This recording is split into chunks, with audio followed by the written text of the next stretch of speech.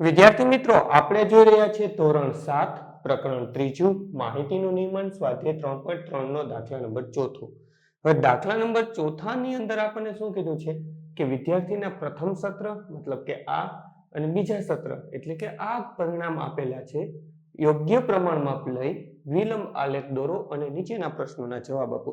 દ્વિલંબ આલેખ એટલે શું? તો કે સિમ્પલ, અત્યાર સુધી આપણે જે એક સ્તંભ દોરતા હતા એને બદલે બાજુમાં આપણે હવે બે સ્તંભ દોરશું. તો ચાલો વિડીયોની શરૂઆત કરીએ. અને એ પહેલા તમે જો જ્ઞાન વિશ્વ ઉપર નવા છો અથવા તો હજી સુધી જ્ઞાન વિશ્વને સબસ્ક્રાઇબ નથી કરી, નીચે આપેલા સબસ્ક્રાઇબ બટનને ક્લિક કરો, બાજુનું બેલ આઇકન પણ દબાવો. વિડીયો કેવો લાગ્યો અથવા પ્રશ્નમાં કાંઈ ના સમજાય કોમેન્ટ કરીને જણાવજો. હવે આપણે આલેખ તો દોરવાનો છે, તો મેં અહીંયા એક અક્ષ લઈ લઉં, છેદ બિંદુને 0 કહું, આને હું y અક્ષ લઈ લઉં. હવે આપણે વાત આવી કે પ્રમાણમાં, તો અહીંયા હું લખી નાખું પ્રમાણ માપ 1 સેમી બરાબર કેટલા લેવા? સૌથી મોટો પ્રશ્ન કે પ્રમાણ માપ શું લેવું? ધારો કે આ મારો જેટલી જગ્યા છે એટલી તમારી પાસે તમારું બોર્ડ છે અથવા તો તમારી પાસે તમારો ગ્રાફ પેપર છે જેમાં તમે દોરો એમાં. તો હવે સિમ્પલ એવું કરવાનું કે આપણો જે મોટામાં મોટો અંક છે, અહીંયા મારી પાસે મોટામાં મોટો અંક કેટલો છે તો કે 95. તો હું અહીંયા પ્રમાણ માપ એવું પસંદ કરું કે 95 એની અંદર આવી જાય. ધારો કે હું અહીંયા પ્રમાણમાં 5 લઉં, 1 સેન્ટીમીટર બરાબર 5 લઉં, તો 5, 10, 15, 20, 25, 30, 35, 40, 45, 50 મારું મોટું માપ ત્યાં આવતું નથી. તો મારે શું કરવું પડે? તો હું 5 ની બદલે હું 10 લઉં અને જો 10, 20, 30, 40, 50, 60, 70, 80, 90, 100. ઓકે, 100 આવ્યું, મારું મોટું માપ 95 એની અંદર આવી ગયું, તો મારું પ્રમાણ માપ 10 ચાલશે. એવું નિયમ નથી કે કેટલું લેવું, પણ આપણા ગ્રાફમાં સમય એટલું લેવું. મેં આ નાની લાઈનો શું કામ દોરી રાખી છે તો કે રેફરન્સ માટે, કે આપણે તમારા ગ્રાફ પેપરમાં પણ નાના નાના 1 સેન્ટીમીટરના બોક્સીસ હશે. તો અહીંયા આપણે પ્રમાણ માપ બરાબર કેટલું લઈ લીધું તો કે 10, અને 10 પણ શું છે તો જોઈએ એવું આપણને ગુણ આપ્યા છે, તો 10 ગુણ. હવે તો અહીંયા આપણે જે પ્રમાણ માપ લીધું એ લખી નાખીએ. 10, 20, 30, 40, 50, 60, 70, 80, 90 અને અહીંયા આવી જશે 100, અને આ અક્ષ થઈ ગયો y. આ આપણે શું લખ્યું? ગુણ. તો અહીંયા આપણે ગુણ લખી દેવાના, ગુણ કરીને આ રીતે એરો કરી દેવાનો. હવે બીજું શું છે તો કે વિષય છે, તો અહીંયા આપણે લખી નાખીએ વિષય. હવે આ તો વેરિયેબલ હતું એટલે આપણે આ રીતે લેવું પડ્યું. વિષય છે, નીચેની એક અક્ષ ઉપર આપણે વિષય લખીએ છીએ તો ત્યાં આપણે વેરિયેબલની જરૂર નથી, તો આપણે ગણી લેવાના કેટલા છે કે 1, 2, 3, 4 ને 5 જ છે.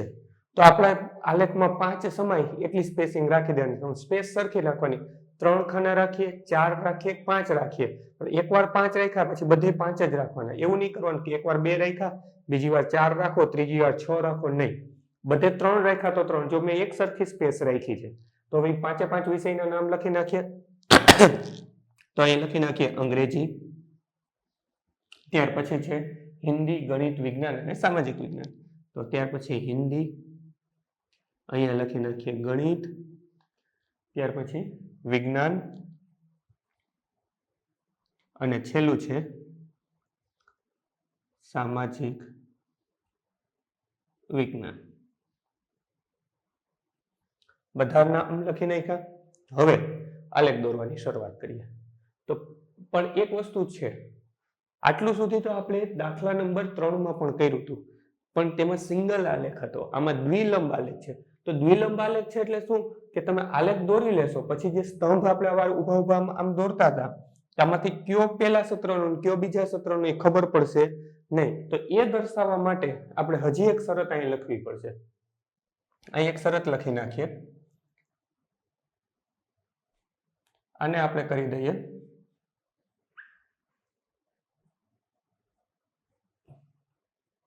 આને કરી દઉં પ્રથમ સત્ર, અને આવો લીટા લીટા લીટા વાળાને કરી દઉં આ જે બીજું સત્ર આપણું આપ્યું છે ને, આ હું કરી દઉં બીજું સત્ર.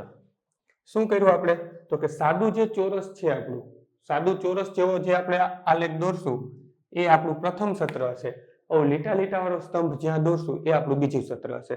હવે આપણે આલેખ દોરવાની શરૂઆત કરીએ. તો પેલો છે અંગ્રેજી વિષય. કેટલા માર્ક છે? તો કે 67 માર્ક. તો આપણે અંગ્રેજી પાસે જશું અને આપણે એક સ્તંભ દોરવાની શરૂઆત કરશું. હવે સ્તંભ દોરશું, પણ એક વસ્તુ ધ્યાન રાખશું કે આપણી પાસે 67 તો છે નહીં, અહીંયા 60 છે, અહીંયા 70 છે. તો આપણે એવું વિચારીએ કે વચ્ચે ક્યાંક 65 થતા હશે, તો એનાથી થોડું અપ આપણે જઈએ તો આપણને 67 નો સ્તંભ મળશે. તો હું અહીંયા સુધી આ એક સ્તંભને ડ્રો કરી લઉં.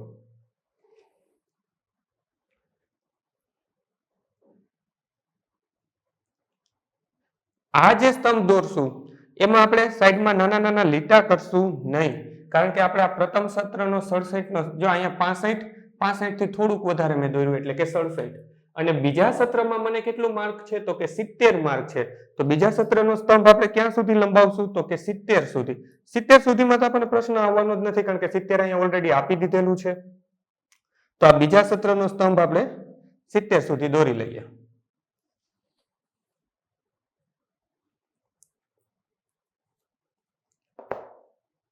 આને પણ આપણે ટચ કરાવી દઈએ. હવે એમાં મારે લીટા કરવા પડશે. અહીંયા આપણે લખવું હોય તો ઉપર લખી શકાય. આ 67 છે, આ 70 છે, અને 70 લખીને પણ આપણે બીજું શું કરીએ? તો કે જો બીજા સત્રમાં આપણે આવું દર્શાવ્યું હતું કે આને આપણે આ રીતે દર્શાવવાનું છે, તો અહીંયા આપણે ક્રોસ માર્ક આવા કરી દઈએ કે આ બીજા સત્રનું આપણે દર્શાવીએ છીએ. તમે કાંઈ પણ કરી શકો, તમે શેડિંગ આપી શકો, કલર પૂરી શકો, ખાલી આપણા સમજૂતી માટે છે કે આ બીજું સત્ર છે એવું કહેવા માટે. ત્યાર પછી આપણે હિન્દીમાં જોઈએ તો કે હિન્દીમાં 72 માર્ક છે. તો હિન્દી 72 માર્ક છે એટલે ક્યાં સુધી જશે એ આપણે જોઈએ. તો કે હિન્દીનો સ્તંભ જે છે આ 70 તો છે જ, 70 પછી અહીંયા સુધી હું જતો રહું તો એ 75 થઈ જાય. તો એનાથી થોડોક ઉપર જાઉં, એનાથી થોડોક નીચે રહું તો મને 72 નો, આ 70 નો સ્તંભ છે એનાથી થોડોક ઉપર જાઓ એટલે જો અહીંયા ક્યાંક આ ટચ થશે તો એ 72 મળી જશે.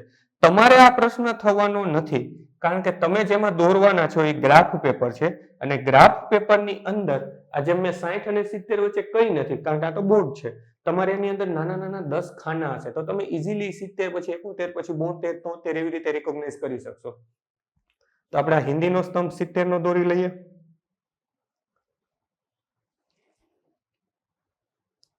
હવે આ હિન્દીનો 70 નો સ્તંભ થઈ ગયો. બીજા સત્રમાં હિન્દીમાં કેટલા છે? તો કે 65. 65 આપણી પાસે છે નહીં, પણ જો આ 60 હતા, આ મેં 67 દોર્યા હતા, આનાથી નીચે અહીંયા ક્યાંક મને 65 મળશે, તો હું 65 એ રીતે દોરી શકું. 60 થી થોડાક ઉપર અને 67 થી થોડા નીચે, તો 65 મને મળી જશે. તો 65 ની લીટી આપણે ડ્રો કરી લઈએ. એટલે લીટી ડ્રો કરી અને આપણે એમાં શેડિંગ કરવું પડશે, કારણ કે 65 કેવું છે? તો કે બીજા સત્રનું છે. તો આને આપણે શેડિંગ આપી દઈએ અને અહીંયા લખી નાખીએ અને માર્ક પણ લખી નાખીએ હિન્દીના 72 અને 65. આ લખવાની જરૂર નથી, પણ લખું છું એટલા માટે કે જેથી આપણને ખ્યાલ આવે, બાકી ન લખો તો પણ ચાલે, એવું કોઈ ફરજિયાત નથી. ત્યાર પછી ગણિતમાં 88 અને 95. તો હવે 88 ક્યાં થશે? તો પહેલા તો આપણે 88 સુધી આને જવા દઈએ આપણી કોલમને. તો કે જો અહીંયા 80 છે, અહીંયા 85 થશે, અને 85 થી થોડું અહીંયા 90 થઈ જશે. આ જો આ 90 થઈ ગયું, પણ 90 થી હું થોડું નીચે રાખીશ એટલે અંદાજિત અહીંયા મને 88 મળશે. તો હું ત્યાં 88 ડ્રો કરી લઉં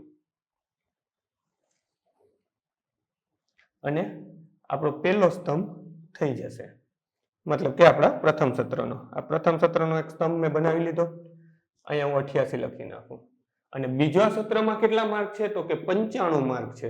તો 95 એટલે ક્યાં સુધી જવું પડશે? તો જો અહીંયા 90 છે, 90 પછી અહીંયા 100 છે, તો અહીંયા વચ્ચે સુધી મારે ક્યાંક જવું પડશે. તો એટલો સ્તંભ હું અહીંયા બનાવી લઉં.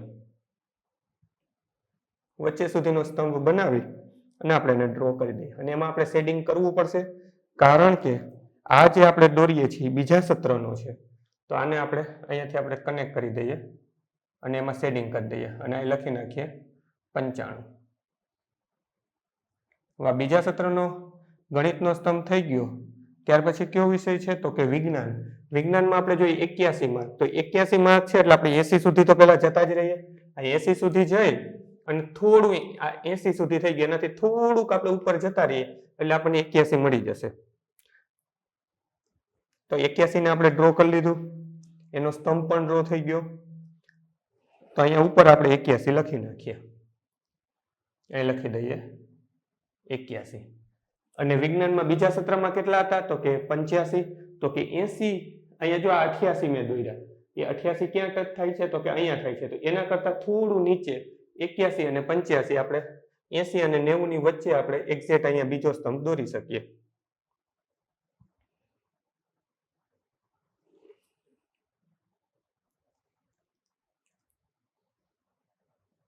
અને આપણે કીધું 85. શેડિંગ આપી દઈએ કારણ કે બીજું સત્ર છે.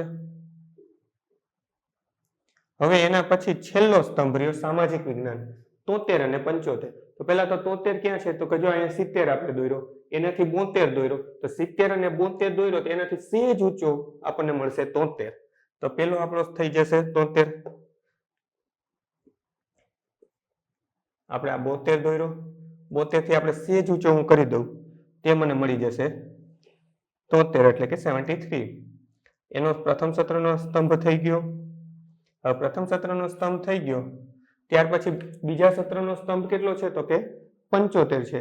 તો કે 75 એટલે કે એનાથી થોડું ઊંચું જશે, આપણે એને બનાવી દઈએ. તો આ પણ આપણો થઈ ગયો બીજા સત્રનો સ્તંભ. એને શેડિંગ આપી દઈએ કારણ કે બીજા સત્રમાં આપણે રાખ્યું છે શેડિંગ વાળો સ્તંભ. અને ઉપર આપણે લખી પણ લઈએ, આ થઈ ગયો 75, આ થઈ ગયો 73. હવે આપણે આપણો આલેખ તો થઈ ગયો દ્વિલંબ આલેખ. હવે આપણે પ્રશ્નોના જવાબ દઈએ. વિદ્યાર્થી કયા વિષયમાં દેખાવ સૌથી વધુ સારો કર્યો છે? તો સારો દેખાવ એટલે શું? સિમ્પલ એક વસ્તુ યાદ કરી, સારો દેખાવ એટલે કે પહેલા સત્રમાં માર્ક હોય એના કરતા બીજા સત્રમાં માર્ક વધવા જોઈએ. હવે જો અહીંયા 67 માર્ક છે પહેલા સત્રમાં, બીજા સત્રમાં કેટલા વધ્યા? 67 માંથી 70 એટલે કે 3 વધ્યા. અહીંયા 72 છે, 72 માંથી 65 થયા, તો આ તો ઘટ્યા, તો આપણે એને માઇનસમાં લખીએ, ઘટ્યા એટલે -7. 88 માંથી 95 થયા, વધ્યા, કેટલા થયા? તો કે +7. 81 માંથી 85 થયા, કેટલા વધ્યા? તો કે +4. અને 73 માંથી 75 થયા, કેટલા વધ્યા? +2. તો હવે તમે જ નક્કી કરો કયો દેખાવ સૌથી સારો છે, મતલબ કેના માર્ક સૌથી વ્યવસ્થિત વધ્યા? તો કે ગણિતના. તો આપણે લખીએ ગણિત વિષયનો અથવા તો વિષયમાં દેખાવ સૌથી વધુ છે, અથવા તો દેખાવમાં સૌથી વધુ સુધારો કર્યો છે, એવી લાઈન લખવી હોય તો લખી શકે. આપણો જે પ્રશ્ન છે સેમ એ જ લાઈન લખવી તો લખી શકે. ગણિત વિષયના દેખાવમાં સૌથી વધુ સુધારો કર્યો. હવે આ જે આપણે ટોટલ મેળવ્યો ને એનાથી આપણને બીજા પ્રશ્નનો જવાબ પણ મળી જશે. બીજો શું છે? કયા વિષયમાં સુધારો સૌથી ઓછો કર્યો છે? તો કે કયા વિષયનો સુધારો સૌથી ઓછો થયો? તો કે સામાજિક વિજ્ઞાનમાં સુધારો સૌથી ઓછો થયો. જો એવું કીધું હોત કે એમાં નીચો ગયો છે તો આપણો આ આવત. તો સૌથી ઓછો સુધારો કયો થયો? તો કે સામાજિક વિજ્ઞાન. તો આપણે લખીએ સામાજિક વિજ્ઞાનમાં સુધારો સૌથી ઓછો છે. હવે આપણે એવું કીધું, શું કોઈ વિષયમાં દેખાવ નીચે ગયો છે? નીચે ગયો છે મતલબ શું? તો કે પ્રથમ સત્રમાં માર્ક સારા હોય અને બીજા સત્રમાં એનાથી ઓછા હોય, એવું થયું છે? તો કે હા, હિન્દી વિષયમાં જો પ્રથમ સત્રમાં 72 હતા અને બીજા સત્રમાં 65, અને ગ્રાફ ઉપરથી ખબર પડે, જો આ પ્રથમ બીજું મોટું, એ પ્રથમ બીજું મોટું, પ્રથમ સત્ર બીજા સત્રનું મોટું, પ્રથમ સત્ર બીજા સત્રનો સ્તંભ મોટો. આ એક જ એવું છે કે જેનો દેખાવ નીચે ગયો છે. તો આપણે લખી શકીએ હિન્દી વિષયમાં દેખાવ નીચે ગયું છે. આ તમારે આને ઇરેઝ કરવું હોય તો કરી નાખો, તો આપણે સમજૂતી માટે જ હતું. તો આને હું સાફ કરી દઉં. વિડીયોને પોઝ કરી ચોથો દાખલો તમારી નોંધપોથીમાં ઉતારી લેજો, ત્યાર પછી વિડીયો ચાલુ રહેવા દેજો. ચોથા પછી પાંચમો દાખલો ફોટોની લિંક સ્વરૂપે જ આપી દઈશ, ટચ કરશો એટલે જોઈ શકાશે. સ્વાધ્યાયના બધા જ દાખલાની લિંક નીચે ડિસ્ક્રિપ્શનમાં આપી છે, તો ત્યાંથી પણ તમે જોઈ શકશો. બાળ મિત્રો, વિડીયો જોવા માટે ખૂબ ખૂબ આભાર. આ વિડીયોને લાઈક કરો. જો હજી તમારા મિત્રો સાથે આને શેર ના કર્યો હોય તો આ વિડીયોને શેર કરજો અને મારી આ ચેનલને કે જ્ઞાન વિશ્વને સબસ્ક્રાઇબ કરવાનું ભૂલતા નહીં. ચોક્કસથી આ ચેનલને તમે સબસ્ક્રાઇબ કરજો. Thanks for watching. ફરી મળશું બીજા વિડીયોમાં.